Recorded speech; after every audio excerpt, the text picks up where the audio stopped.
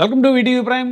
ఎన్ఆర్ఐలు టీడీపీని బాగా మోస్తారు అనేటువంటి ప్రచారం ఉంటుంది. మొన్న ఎన్నికల్లో కూడా ఎన్ఆర్ఐలు చాలామంది లక్షలు ఖర్చు పెట్టుకుని ఏపీకి వచ్చి ఎన్నికల్లో ఓటేసి తెలుగుదేశాన్ని గెలిపించారు అనేటువంటి ప్రచారం కూడా ఉంది. అయితే అలాంటి ఎన్ఆర్ఐలకే టోకరా ఇస్తున్నారు టీడీపీ ప్రతినిధులు.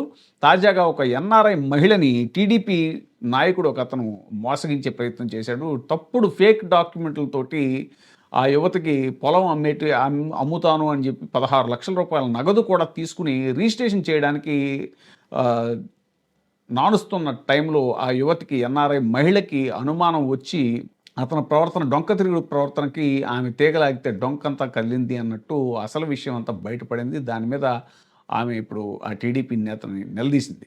చేస్తే మీరు రిజిస్ట్రేషన్ చేసుకొని మీ డౌట్స్ అన్ని మాట్లాడుకుని వెళ్తురు కానీ ఫోన్లలో అయ్యే విషయం కాదు. ఎందుకంటే ఇతను చాలా బిజీ, ఇతను ఫోన్ లో అసలు కాంటాక్ట్ అవ్వడం అని చెప్పని అన్నాడు.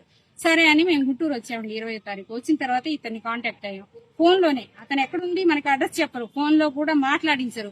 ఫోన్ ఇన్ని రకాలుగా వేరే వేరే పలు విధాల నంబర్లతో ట్రై చేస్తే మా ఒక్క నంబర్ ద్వారా ఎత్తాడు. ఫోన్ లిఫ్ట్ చేయగానే మేము ఇట్లా అండి యూరోప్ నుండి వచ్చాము, ల్యాండ్ తీసుకున్నాం కదా మీ దగ్గర, మీతో మాట్లాడాలంటే మాట్లాడితే ఏం లేదు, మీరు రిజిస్ట్రేషన్ చేయించుకోండి లేకపోతే లేదని ఫోన్ పెట్టేశారండి.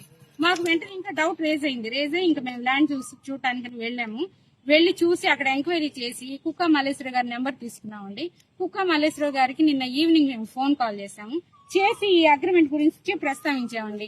ఏమండి మీకు 95 సెంట్స్ ల్యాండ్ ఉందా నెమలికల్లో అంటే అవునమ్మా ఉంది అన్నారు. మీరు అమ్మారంటే అమ్మానమ్మా అన్నారు. ఎవరికి అమ్మారండి అని అడిగాం. ఎందుకమ్మా అన్నారు. ఇట్లా జాన్ షైర్కి మీరు అమ్మినట్లుగా మాకు చెప్పి మా దగ్గర అగ్రిమెంట్ చేయించాడండి అని అన్నా. అంటే అతను ఏమంటున్నాడంటే ఈ జాన్ షైద ఎవరో మాకు తెలీదు, మేము అతనికి అమ్మలేదు అని చెప్తున్నాడండి. ఈ జాన్ షైద అనే పర్సన్ అతని ల్యాండ్ ఓనర్ సిగ్నేచర్స్ అన్ని చీటింగ్ చేసి ఫోర్జరీ చేసి ఈ అగ్రిమెంట్ ప్రిపేర్ చేసి మాకు అగ్రిమెంట్ రాశాడండి. కానీ మే 15th కొన్నట్లుగా అదే రోజు 1 hour డిఫరెన్స్ లో మాకు అమ్మాడు.